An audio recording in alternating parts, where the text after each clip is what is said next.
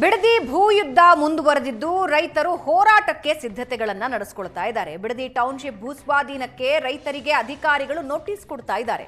ಭೂಸ್ವಾಧೀನಕ್ಕೆ ಅಧಿಸೂಚನೆ ಬಗ್ಗೆ ರೈತರಿಗೆ ತಿಳುವಳಿಕೆ ನೋಟಿಸ್ ಜಾರಿ ಮಾಡ್ತಾ ಇದ್ದಾರೆ. ಅಂದ್ರೆ ಕೊಡ್ತಾ ಇರೋ ಪರಿಹಾರದ ಬಗ್ಗೆ ಏನಾದರೂ ಅನುಮಾನಗಳಿದ್ರೆ, ಆಕ್ಷೇಪಗಳಿದ್ರೆ ಸಲ್ಲಿಸಬಹುದು 30 ದಿನದ ಒಳಗೆ ಅಂತ ಸೂಚನೆ ಕೊಡ್ತಾ ಇದ್ದಾರೆ. ಈಗ ಸದ್ಯಕ್ಕೆ 3 ಗ್ರಾಮದ 518 ಎಕರೆ ಭೂಸ್ವಾಧೀನ ಪ್ರಕ್ರಿಯೆ ಸರ್ಕಾರ ಶುರು ಮಾಡಿಕೊಂಡಿದೆ. 754 ರೈತರ ಜಮೀನಿನ ದಾಖಲೆಗಳನ್ನು ತಗೊಂಡು ಬಂದು ಪರಿಹಾರ ಪಡೆದುಕೊಳ್ಳಿ ಅಂತ ಆದೇಶ ಕೊಡ್ತಾ ಇದೆ. ಯಾವ ಹಳ್ಳಿಗಳು, ಕೆಂಪಯ್ಯನಪಾಳ್ಯ, ಮಂಡಲಹಳ್ಳಿ, ವಡೇರಹಳ್ಳಿ ರೈತರಿಗೆ ನೋಟಿಸ್ ಕೊಡ್ತಾ ಇದ್ದಾರೆ. ಇವತ್ತು ಬೆಳಗ್ಗೆಯಿಂದನೇ ಅಧಿಕಾರಿಗಳು ನೋಟಿಸ್ ಕೊಡ್ತಾ ಇದ್ದಾರೆ. ಕೇಂದ್ರ ಸಚಿವರಾದ ಕುಮಾರಸ್ವಾಮಿ ಅವರು ಸ್ವತಃ ನಮ್ಮ ಜೊತೆ ದೂರವಾಣಿ ಸಂಪರ್ಕದಲ್ಲಿದ್ದಾರೆ. ಕುಮಾರಸ್ವಾಮಿ ಅವರೇ, 3 ಹಳ್ಳಿಗಳಿಗೆ ಈಗಾಗಲೇ ನೋಟಿಸ್ ಶುರು ಆಗಿ ಹೋಗಿದೆ. ಅಂದ್ರೆ ಅಧಿಕಾರಿಗಳು ಫೀಲ್ಡ್ಗೆ ಇಳಿದಿದ್ದಾರೆ, ಕೆಲಸಗಳು ನಡೀತಾ ಇದೆ. ನಿಮ್ಮ ಮೊದಲ ರಿಯಾಕ್ಷನ್ ಸರ್? ಈಗ ನೋಟಿಸ್ ಇಶ್ಯೂ ಮಾಡೋದು ಯಾರ ಆಸ್ತಿ ಅಂತ ಅವ್ರು ಕೊಡ್ತಾರೆ. ಅವ್ರ ನೋಟಿಸ್ ರೈತರಿಗೆ ಅದು ಯಾರ ಭೂಮಿ ಅಂತ ಹೇಳಿ ನೋಟಿಸ್ ಕೊಡ್ತಾರೆ. ಅಲ್ಲ, ಇವಾಗ ತಿಳುವಳಿಕೆ ನೋಟಿಸ್ ಅಂತ ಕೊಡ್ತಾ ಇದ್ದಾರೆ. ಅದೇ ಒಂದ್ ತಿಳುವಳಿಕೆ ನೋಟಿಸ್, ನಿಮ್ದೇನಾದ್ರು ಅಬ್ಜೆಕ್ಷನ್ ಇದ್ರೆ 1 ತಿಂಗಳಲ್ಲಿ ಕೊಡಿ ಅಂತ ತಾನೆ ಕೊಡ್ತಾ ಇರೋದು. ಎಲ್ಲಿ ಕೂತ್ಕೊಂಡಿದ್ದಾರೆ ಅವರೆಲ್ಲ? ಅಲ್ಲಿ ರೈತರು ಪ್ರತಿಭಟನೆ ಮಾಡ್ತಾವ್ರಲ್ಲ, ನಿಜವಾದ ರೈತರುಗಳು ಅಲ್ಲೋಗಿದಾರೋ ಎಲ್ಲಿ ಕೂತಿದಾರ ಅವರು? ಅಲ್ಲಿ ರೈತರೆಲ್ಲ ಅಲ್ಲಿ ಕೂತಿದಾರೆ ಟೆಂಟ್ ಅಲ್ಲಿ. ಇವ್ರು ಯಾರಿಗೆ ಕೊಡ್ತಾವ್ರೆ? ಯಾರ ಹತ್ರ ಕೂತ್ಕೊಂಡವ್ರ ಇವರು ಅಷ್ಟೆಲ್ಲ ಇಟ್ಕೊಂಡು ದಾಖಲೆಗಳನ್ನ? ಈಗ ತಿಳುವಳಿಕೆ ನೋಟಿಸ್ ಕೊಟ್ರು ಕೋರ್ಟ್ ಅಂತಕ್ಕಂಥದ್ದು ಇದೆ. ಈ ತಿಳುವಳಿಕೆ ನೋಟಿಸ್ ತಗೊಂಡ ಮೇಲೆನೆ ಕೋರ್ಟ್ಗಳಿಗೆ ಹೋಗ್ತಕ್ಕಂಥದ್ದು. ಅಧಿಸೂಚನೆ ಇದೆಲ್ಲ ಹೊರಡಿಸೋದ ಮೇಲೆ ಅಂತಿಮ ಸೂಚನೆ ಇಲ್ಲ. ಅದ್ರ ಮೇಲೆ ಮುಂದಕ್ಕೆ ನ್ಯಾಯಾಲಯದ ಮುಂದೆ ಹೋಗಬೇಕು. ಈಗಾಗಲೇ 450-500 ದಿನದಿಂದ ಪ್ರತಿಭಟನೆ ನಡೆಸ್ಕೊಂಡು ಬಂದಂತ ರೈತರ ಹತ್ರ ಅವ್ರು ಕೂರ್ಸ್ಕೊಂಡು ಕನ್ವಿನ್ಸ್ ಮಾಡೋದು ಸಣ್ಣ ಒಂದು ಇದು ಇಲ್ಲ, ಔದಾರ್ಯತೆ. ರೈತರನ್ನ ಹೋಗಿ ಎದುರಿಸೋ ಶಕ್ತಿ ಇಲ್ಲ. ಯಾರೋ ಅಧಿಕಾರಿಗಳನ್ನ ಬಿಟ್ಬಿಟ್ಟು ಅಧಿಕಾರಿಗಳ ಮುಖಾಂತರ ಈ ಆಟ ಆಡಕ್ ಹೋದ್ರೆ ನ್ಯಾಯಾಲಯ ಅಂತಕ್ಕಂಥದ್ದೊಂದು ಇದೆಯಲ್ಲ ಸರ್. ಇವಾಗ 518 ಎಕರೆ ಭೂಮಿ ಸ್ವಾಧೀನ ಪ್ರಕ್ರಿಯೆನೇ ಶುರು ಆಗೋಗಿದೆಯಲ್ಲ ಕುಮಾರಸ್ವಾಮಿ ಅವರೇ? ಪ್ರಕ್ರಿಯೆ ಎಲ್ಲಿಂದ ಸ್ವಾಧೀನ ಮಾಡ್ಕೊತಾರೆ? ನೋಟಿಸ್ ಇಲ್ಲೇನೋ ಒಂದು ನೋಟಿಸ್ ಅವರಿಗೆ ಈ ಹೇಳೋ ಪ್ರಕಾರ ತಿಳುವಳಿಕೆ ನೋಟಿಸ್ ಏನ್ ಕೊಡ್ತಾರೆ, 1 ತಿಂಗಳಲ್ಲಿ ನಿಮ್ಮ ಅಬ್ಜೆಕ್ಷನ್ ಇದ್ರು ಕೊಡಿ ಅಂತ ಈಗ ಹೇಳ್ತಾರೆ. ಅದು ಮೊದಲೇ ಕೊಡದೇನೆ ಈಗ ಇದು ಯಾವ್ದೋ 518 ಎಕರೆ ಟೆಸ್ಟ್ ಇದು 2,000 ಎಕರೆಯಲ್ಲಿ ಇವರು ಟೌನ್ಶಿಪ್ ಮಾಡೋರು ಬರೀ 518 ಎಕರೆ ಮಾತ್ರ ಯಾತಕ್ಕೆ ನೋಟಿಫಿಕೇಶನ್ ಇಶ್ಯೂ ಮಾಡೋರು? ಈಗ ಮೊದಲ ಹಂತ ಅಂತಿದ್ದಾರೆ 750 ಅದನ್ನೇ ಮೇಡಮ್, ಅಲ್ಲಿಗೆ ಎಷ್ಟಂತ ಮಾಡ್ತಾರೆ? ಎಷ್ಟು ಹಂತಗಳಲ್ಲಿ ಲ್ಯಾಂಡ್ ನ ಅಕ್ವೈರ್ ಮಾಡ್ಬೇಕು ಅಂತ ಹೊರಟವ್ರೆ. ಯಾವ್ದಾದ್ರು ಒಂದು ಪ್ರಾಜೆಕ್ಟ್ ಮಾಡ್ಬೇಕಾದ್ರೆ ಮೊದಲೇ DPR ಗಳು ಮುಗಿದೊಂದು ಎಲ್ಲ ಕಂಪ್ಲೀಟ್ ಆಗಿ ಅದಕ್ಕೆ ಸಂಬಂಧಪಟ್ಟಂತ ಏರಿಯಾದಲ್ಲಿ ಮಾಡಿ 100ಕ್ಕೆ 70 ಭಾಗ 80 ಭಾಗ ಅಲ್ಲಿ ರೈತರು ಭೂಮಿ ಕೊಡ್ಲಿಕ್ಕೆ ತಯಾರಾಗಿರ್ತಕ್ಕಂಥದ್ದು ಭಾಗದಲ್ಲಿ ಏನಾದ್ರು ಮಾಡಿದ್ರೆ ಅದಕ್ಕೆ ಹೌದು ಏನೋ ಮಾಡ್ತಾರೆ ಅಂತ ಅನ್ಬೋದು. ಇಲ್ಲಿ ಪ್ರಾರಂಭಿಕ ಹಂತದಿಂದ ರೈತರು 1 ಇಂಚ್ ಭೂಮಿ ಕೊಡಲ್ಲ ಅಂತ ಹೋರಾಟ ಮಾಡ್ಕೊಂಡು ಕೂತವ್ರೆ. ಅವನ್ ಯಾರು ಅಧಿಕಾರಿ ಇದಾನೋ ಇಲ್ಲ ಅವನ ಕಡೆ ಇರ್ತಕ್ಕಂಥ ಗೂಂಡಾಗಳವರಲ್ಲ ಅವ್ರ ಜೊತೆ ಕಳ್ಸಿಕೊಟ್ಟವ್ರು ಇದೆಲ್ಲ ನೋಟಿಸ್ ಕೊಡಿ ಅಂತ ಯಾರಿಗೆ? ಅದೆಲ್ಲ ನೋಡ್ಬೇಕಲ್ಲ. ಇನ್ನೂ ಸಮಯ ಇದೆ. ಏನ್ ನಾಳೆ ಬೆಳಗ್ಗೆ ಬುಲ್ಡೋಸರ್ ತರಕ್ ಆಯ್ತದ? ಅಲ್ಲಿ ರೈತರಲ್ಲಿ ಮಲಗಿದ್ರ ಭೂಮಿ ಮೇಲೆ ಬುಲ್ಡೋಸರ್ ಮಾಡ್ತೀರಾ? ಇದು ಇರ್ತಕ್ಕಂಥ ಪ್ರಶ್ನೆ. ಅಂತ ತೆಂಗಿನ ತೋಟಗಳು, ಅಡಿಕೆ ತೋಟ ಮತ್ತೆ ಹೈನುಗಾರಿಕೆ ಇದ್ರ ಮುಖಾಂತರ ನೆಮ್ಮದಿಯಿಂದ ಬದುಕ್ತಾ ಇರೋ ಜನಗಳ ಜೊತೆ ಚಲಾಟ ಕೂತಿದ್ದೀರಿ ಈಗ. ಅಲ್ಲ, ಅದಕ್ಕೆ ತಕ್ಕ ಪರಿಹಾರ ಕೊಡ್ತಾ ಇದ್ದಾರೆ. DK ಸುರೇಶ್ ಅವರು ಯಾರಪ್ಪನ ಮನೆಯಿಂದ ತಂದು ಕೊಡಿದ್ರು? 1 ನಿಮಿಷ ಮೇಡಮ್. ಯಾರಪ್ಪನ ಮನೆ ಪರಿಹಾರ ಅದು? ಅಲ್ಲೆಲ್ಲ ಹುಡ್ಕೋ ಬ್ಯಾಂಕಲ್ಲಿ ಸಾಲ ತಗೊಂಬಂದವ್ರೆ.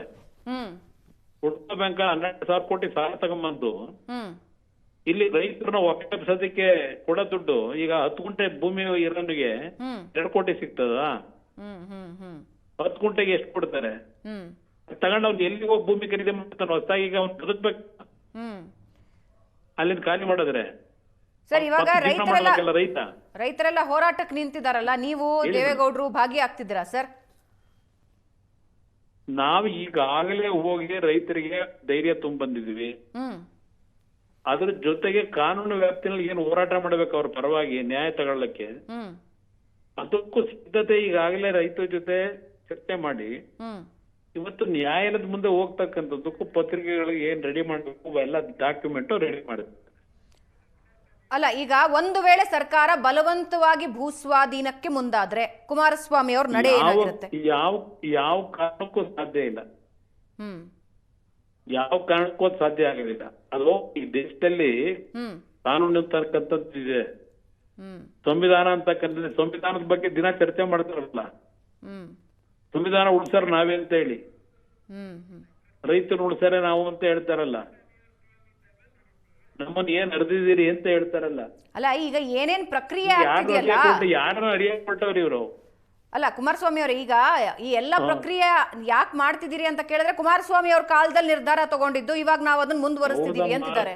ಕಾಲದಲ್ಲಿ 2006ನೇ ಇಸ್ವಿ ನಾವು ಆಗ ಬೆಂಗಳೂರಿನ ಪರಿಸ್ಥಿತಿಗಳನ್ನೆಲ್ಲ ನೋಡಿ ಬೆಂಗಳೂರನ್ನ ಏನಾದ್ರು ಮಾಡಿ ಮುಂದಿನ ಬೆಳವಣಿಗೆ 30 ಕಿಲೋಮೀಟರ್ ರೇಡಿಯಸ್ ನಲ್ಲಿ ಒಂದು 5 ಟೌನ್ಶಿಪ್ ಮಾಡಬೇಕು ಅಂತಕ್ಕಂತ ಒಂದು ಯೋಜನೆ ಅದನ್ನ ಸಿದ್ಧ ಮಾಡಿದ್ದು ನನ್ನ ಕಾಲದಲ್ಲೇ. ಆಗ 20 ವರ್ಷದಿಂದ 16 ವರ್ಷದಿಂದ ಮಾಡಿದ್ದದು. 16 ವರ್ಷ 20 ವರ್ಷವೇ ಆಗೋಯ್ತು. ಈಗ 20 ವರ್ಷದಿಂದ ಇಲ್ಲಿವರೆಗೆ ಇವರೇ ಸರ್ಕಾರ ಮಾಡಿದ್ರಲ್ಲ. 2013ರಲ್ಲಿ ಇವರೇ ಸರ್ಕಾರ ಇತ್ತಲ್ಲ, ಇವರೇ ಮುಖ್ಯ ಮಂತ್ರಿ ಇದ್ರಲ್ಲ, ಏನ್ ಮಾಡ್ತಾ ಇದ್ರು ಆಗ? ಅವತ್ತು ಆ ಕೆಲಸ ನಮ್ಮ ರೈತರ ಒಂದು ಭಾವನೆಗಳಿಗೆ ಸ್ಪಂದಿಸಿ ಆ ಕೆಲಸ ಅಲ್ಲಿ ನಿಲ್ಲಿಸಿತ್ತು. ಇವರೇ ಅದೇನು ಸತ್ಯಶೋಧನೆ ಸಮಿತಿ ಅಂತ ಹೇಳಿ HK ಪಾಟೀಲ್ ಇವತ್ತವ್ರಿಗೆ ಉಸಿರೇ ಇಲ್ಲ ಅವ್ರದ್ದು. ಅವ್ರ ರಿಪೋರ್ಟ್ ಎಲ್ಲಿ ಇಟ್ಕೊಂಡವ್ರೆ? ಸತ್ಯಶೋಧನೆ ಸಮಿತಿ ರಿಪೋರ್ಟ್ ನ ತಗೊಂಬಂದಾರಲ್ಲ, ಎಲ್ಲ 5 ಟೌನ್ಶಿಪ್ ನಾವು ಮಾಡ್ಬೇಕು ಅಂತ ಭಾಗಕ್ಕೆ ಹೋಗಿ ಒಂದು ಸತ್ಯಶೋಧನಾ ಸಮಿತಿ ರೆಡಿ ಮಾಡ್ಕೊಂಡು ಪ್ರಶ್ನೆ ಮುಂದೆನೋ ಬಂದ್ರು. ಏನ್ ದೊಡ್ಡ ಹೋರಾಟ ಮಾಡೋದ? ಅವತ್ತೆಲ್ಲ ಹೋಗಿದ್ರು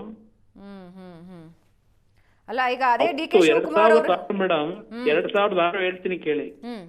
2006ರಲ್ಲಿ ಭೂಮಿ ವ್ಯಾಲ್ಯೂ ಇದ್ದಿದ್ದು ಒಂದು 2 ಲಕ್ಷ 3 ಲಕ್ಷ ಇತ್ತು. ಆಗ ಇಷ್ಟೊಂದು ನೀರಾವರಿ ಸೌಲಭ್ಯಗಳು ಇರ್ಲಿಲ್ಲ, ಡ್ರೈ ಲ್ಯಾಂಡ್. ಅವತ್ತು ಆ ಒಂದು ಹಿನ್ನೆಲೆಯಲ್ಲಿ ನಾವು ತೀರ್ಮಾನ ಮಾಡ್ಲಿಕ್ಕೆ ಹೋದಾಗ ನನಗೆ ಓಟ್ ಕೊಟ್ಟ ಜನ ಅವರು, ನನ್ನ ಶಾಸಕರು ಮಾಡಿದವರು, ನನಗೆ ಪ್ರಶ್ನೆ ಮಾಡಿದ್ರು. ನಾನು ವಿಧಾನಸೌಧ ಕೃಷ್ಣ ಕಚೇರಿ 3 ಮೀಟಿಂಗ್ ಮಾಡಿದೆ. ಹೆಣ್ಮಕ್ಳು ಬಂದವ್ರಿಗೆ ಹೇಳಿದ್ರು ನನಗೆ, ಅಲ್ಲಪ್ಪ ನಿನ್ನ MLA ಮಾಡಿದ್ದು ನಮ್ಮನ್ನ ಬೀದಿಗೆ ತಂದಿರ್ಸೋದಿಕ್ಕಪ್ಪ, ನಮ್ಮನ್ನ ಒಕ್ಲೆಪ್ಸೋದಿಕ್ಕ ಅಂತಕ್ಕಂಥ ಪ್ರಶ್ನೆ ನನ್ನ ಮುಂದೆ ಇಟ್ರು. ಇನ್ನೂ ನಾನು ಮರ್ತಿಲ್ಲ ಅದೆಲ್ಲ. ಅಲ್ಲ, ಈಗ ಕೊನೆಯದಾಗಿ ಕೇಳ್ತಾ ಇದ್ದೀನಿ, DK ಶಿವಕುಮಾರ್ ಅವ್ರು ಹೇಳ್ತಿದ್ದಾರೆ 70% ಜನ ರೈತರು ಒಪ್ಕೊಂಡ್ಬಿಟ್ಟಿದ್ದಾರೆ, ಇದೆಲ್ಲ ಸುಳ್ಳು, ಇದು ವಿರೋಧ ಮೇಡಮ್. ಇಲ್ಲಿ ಕೂತ್ಕೊಂಡು ಬೆಂಗಳೂರಿನಲ್ಲಿ 70% 80% ಇಲ್ಲಿ ಹೇಳ್ತಾವ್ರಲ್ಲ, ಅಲ್ಲಿ ಬಂದ್ರು ಗೊತ್ತಾಗತ್ತಲ್ಲ, ಬರ್ತಾರಲ್ಲ ಅಧಿಕಾರಿಗಳು, ಬರ್ಲಿ ಗೊತ್ತಾಗತ್ತಾಗ ಯಾರ ಎಷ್ಟು ಪರ್ಸೆಂಟ್ ಅವ್ರೆ ಅಂತ. ಕುಮಾರಸ್ವಾಮಿ ಅವರೇ, ನೀವು ರೈತ ಪರ CM ಆಗಿ ಹೆಸರಾದವರು, ದೇವೇಗೌಡರು ರೈತ ಪರ ಹೋರಾಟಗಳನ್ನು ಮಾಡಿದವರು. ಈಗ ಒಂದಿಡೀ ರೈತ ಸಮುದಾಯ ನಿಮ್ಮ ಕಡೆ ನೋಡ್ತಾ ಇದೆ, ಹೋರಾಟದ ಹಾದಿ ಹೇಗಿರುತ್ತೆ? ನಾನು ರೈತರ ಪರವಾಗಿ ಇರೋನು ಮೊದ್ಲಿಂದಾನು. ರೈತರ ಪರವಾಗಿ ಇವತ್ತು ಬಿಡದಿ ನನಗ್ ಜನ್ಮ ಕೊಟ್ಲಂತವ್ರ ರಾಜಕೀಯವಾಗ ಜನ, ಅವರ ಪರವಾಗಿ ಶಾಂತಿಯುತವಾದ ಪ್ರತಿಭಟನೆ, ಅವ್ರು ಯಾವುದೇ ರೈತ ಸಂಘಗಳು ಬಂದ್ ಜೊತೆ ಕೂಡಿದ್ರು ಅವ್ರ ಜೊತೆ ಕೈ ಜೋಡಿಸ್ತೀವಿ. ಅದ್ರ ಜೊತೆಗೆ ಕಾನೂನು ವ್ಯಾಪ್ತಿಗಳಿಗೆ ಅವ್ರಿಗೆ ನ್ಯಾಯ ಏನ್ ಕೊಡಿಸ್ಬೇಕು ಅದಕ್ಕೆ ಎಲ್ಲಾ ರೀತಿ ಜವಾಬ್ದಾರಿ ನಿರ್ವಹಣೆ ಮಾಡ್ತೀವಿ. ರೈತರಿಗೆ ಕೈ ತುಂಬಾ ದುಡ್ಡು ಕೊಡ್ತಾ ಇದೀವಿ, ಅದ್ರಲ್ಲಿ ಏನ್ ಸಮಸ್ಯೆ ಅಂತ DK ಸುರೇಶ್ ಅವರು ಕೇಳ್ತಾ ಇದ್ದಾರೆ. ಯಾವ ಆ ಕೈ ತುಂಬಾ ದುಡ್ಡು ಕೊಟ್ಟದ್ ಎಲ್ಲಿ ತಗೊಂಡೋಗ್ತಾರ ಅವರು? ಏನ್ ಮಾಡ್ತಾರೆ ತಗೊಂಡು ದುಡ್ಡು ಇಟ್ಕೊಂಡು? ಒಂದ್ ಕಡೆ ಈಗಿನ ಯುವಕರಿಗೆ ಡ್ರಗ್ ದಂಧೆ ನಡೆಸ್ತಕ್ಕಂಥದಕ್ಕೆ ಪ್ರೋತ್ಸಾಹ ಕೊಡ್ತೀರಿ, ಇನ್ನೊಂದ್ ಕಡೆ ಅದೆಂತದ್ದು ಆನ್ಲೈನು ಅವೆಂತೋ ಫೋನ್ ನಲ್ಲಿ ಆಟ ಆಡಿ ಎಷ್ಟು ಕುಟುಂಬಗಳು ಮನೆ ಹಾಳು ಮಾಡಿಸಿದಿರಿ. ಯಾವ್ದ್ರ ಮೇಲೆ ಆಕ್ಷನ್ ತಗೊಂಡಿದಿರಿ? ಬೆಟ್ಟಿಂಗ್ಗಳು ಎಷ್ಟು ಕುಟುಂಬಗಳು ಹಾಳಾಗವೆ, ಯಾರ ಮೇಲೆ ಆಕ್ಷನ್ ತಗೊಂಡಿದಿರಿ? ದುಡ್ಡು ಕೊಟ್ಬಿಟ್ಟು ಮತ್ತೆ ಇನ್ನೊಂದ್ ಕಡೆಯಿಂದ ದುಡ್ಡು ವಸೂಲಿ ಮಾಡ್ಕೊತೀರಾ ಈ ತರ ದಂಧೆ ಮಾಡ್ತಕ್ಕಂಥವ್ರಿಗೆ ಸಹಕಾರ ಕೊಟ್ಟು? ಅಲ್ಲ, ಅವ್ರು ಹೇಳ್ತಾರೆ ಇವಾಗ ಭೂಸ್ವಾಧೀನ ಅನ್ನೋದು ಅಭಿವೃದ್ಧಿ ಪ್ರಕ್ರಿಯೆ ಎಲ್ಲಾ ಸರ್ಕಾರಗಳು ಮಾಡ್ಕೊಂಡಿವೆ, ನಾವು ಮಾಡ್ತಿದೀವಿ ಅಭಿವೃದ್ಧಿಗೋಸ್ಕರ ಅಂತ. ಹೌದು, ಅಭಿವೃದ್ಧಿಗೋಸ್ಕರವಾಗಿ ಮಾಡೋದು ಬೇರೆ. ಇಲ್ಲಿರೋ ಉದ್ದೇಶ ಏನು? ಇಲ್ಲಿ ಕೆಲಸ ಮಾಡಕ್ ಹೇಳಿ, ಅಲ್ಲೆಲ್ಲ ಒಂದು ಅಂತ ಇಟ್ಟಿದ್ದೀನಿ. ಅದು ಎಂತದ ನಿಮ್ ತಾವರೆಕೆರೆ ಹತ್ರ ಅವ್ರು ಯಾರೋ ಬ್ರಿಟಿಷರ್ ಕಾಲದಲ್ಲಿ ಇದ್ರು ಒಬ್ರು ಬಂದ್ ಇಲ್ಲಿ 1917ರಲ್ಲಿ 1700 ಎಕರೆ ಲ್ಯಾಂಡ್ ಮಾಡಿದ್ರು ತಾವರೆಕೆರೆ ಹತ್ರ. ಅಲ್ಲೆಲ್ಲ ನಡೆದಿದೆಯಲ್ಲ ದಂಧೆ, ಯಾರು ನಡೆಸವ್ರೆ? ಡ್ರೈ ಲ್ಯಾಂಡ್ ಎಲ್ಲ ಅದು. ಈಗ ತಗೊಂಡೋಗಿ ಜೆಸಿಪಿ ಎಲ್ಲ ಬಿಟ್ಟು ಎಲ್ಲ ಮಟ್ಟ ಮಾಡ್ಸ್ಕೊಂಡು ಕಾಂಪೌಂಡ್ ಹಾಕೊಂಡವ್ರಲ್ಲ, ಅಲ್ಲಿ ಮೊದ್ಲು ಮಾಡಕ್ ಹೇಳಿ ಹೋಲಿ ತಾವರೆಕೆರೆ ಇಲ್ಲೇ ಜಸ್ಟ್ ಬಿಡದಿಗಿಂತಲೂ ಹತ್ರ ಇದೆಯಲ್ಲ. ಅಲ್ಲ ಈಗ 10,000 ಎಕರೆ, ಅಲ್ಲಿ 10,000 ಎಕರೆ ಯಾವ ತರ ಆಗಿದೆ ದಂಧೆ ಡ್ರೈ ಲ್ಯಾಂಡ್ ಅಲ್ಲಿ. ಅಲ್ಲೊಂದು ಟೌನ್ಶಿಪ್ ಮಾಡಕ್ ಹೇಳಿ ಬಿಡದಿ ಬರ್ಲಿ. ಅಲ್ಲ ಈಗ ಬೆಂಗಳೂರು ಮೇಲಿನ ಹೊರೆ ತಗ್ಗಿಸೋದಕ್ಕೆ ನಾನು ಸಿದ್ಧತೆ ಮಾಡ್ಕೊಂಡಿದ್ದೀನಿ, ರೈತರೇ ಬಂದ್ರು ಕೂಡ ಈ ಬೆಂಗಳೂರಲ್ಲಿ ಇರೋದನ್ನೇ ಸರಿ ಮಾಡಿಲ್ವಲ್ಲಮ್ಮ. ಅಲ್ಲೋಗ್ಬಿಟ್ಟು ಅಲ್ಲಿದೇನ್ ಮಾಡ್ತಾರೆ ಅಲ್ಲಿ ಬಿಡದಿನಲ್ಲಿ? ಬೆಂಗಳೂರಿನ ಸಮಸ್ಯೆನೆ ಬಗೆಹರಿಸ್ತಿಲ್ಲ ಇಲ್ಲಿವರೆಗೆ. ಒಂದು ಗುಂಡಿ ಮುಚ್ಚಲಿಲ್ಲ. ಮಳೆ ಆದ್ರೆ ಚರಂಡಿ ಒಳಗೆ ನೀರು ಹೋಗದೆ ಮನೆಗಳಿಗೆ ನೀರು ಹೋಗ್ತಾ ಇದೆ. ಇದನ್ನೇ ಸರಿಪಡಿಸ್ತಾ ಇದ್ದರು ಅಲ್ಲಿ ಟೌನ್ಶಿಪ್ ಮಾಡಿ ಏನ್ ಮಾಡ್ತೀವಿ? ಯಾರಿಗೆ ಟೌನ್ಶಿಪ್ ಮಾಡ್ತೀರಾ ಅಲ್ಲಿ? ಕನಕ್ಪುರದ ಹತ್ರ ಒಂದ್ ಮಾಡವ್ರೆ, ಇವತ್ನವ್ರು ಒಂದ್ ಸೈಟ್ ಮಾರಾಟ ಮಾಡ್ಲಿಲ್ಲ. ಗೊತ್ತಿದೆ ಏನಿದೆ ಅಂತೇಳಿ, ಏನೇ ಯಾವ ತರ ಮಾಡಿದ್ರು ಅಂತ ಹೇಳಿ. ಈಗ ಬಿಜೆಪಿ ಮತ್ತು ಜೆಡಿಎಸ್ ಒಟ್ಟಾಗಿ ಏನಾದ್ರೂ ಹೋರಾಟ ಹಮ್ಮಿಕೊಳ್ತೀರಾ ಕುಮಾರಸ್ವಾಮಿ ಅವರೇ?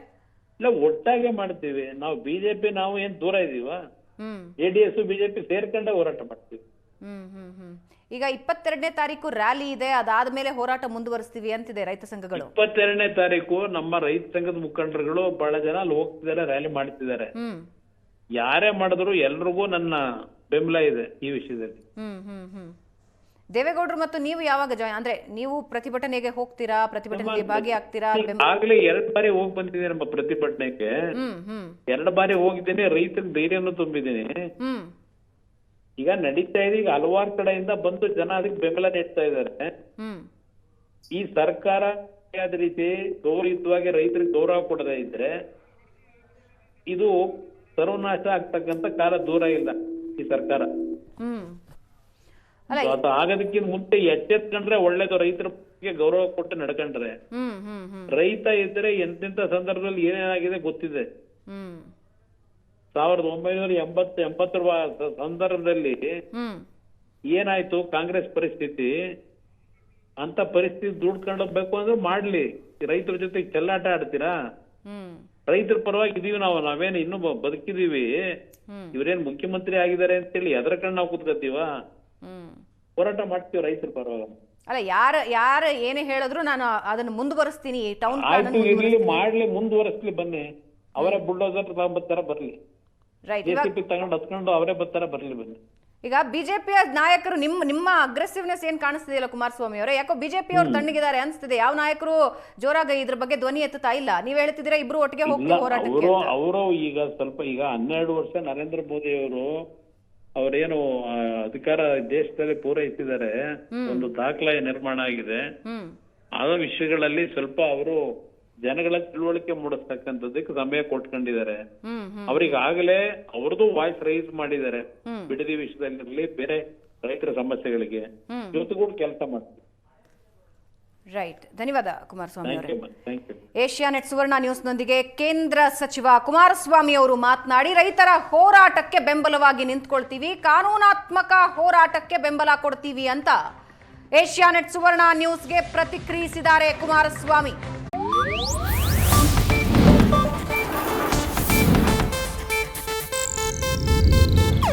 ಇದು ಏಷ್ಯಾನೆಟ್ ನ್ಯೂಸ್ ನೆಟ್ವರ್ಕ್ ಪ್ರಸ್ತುತಿ.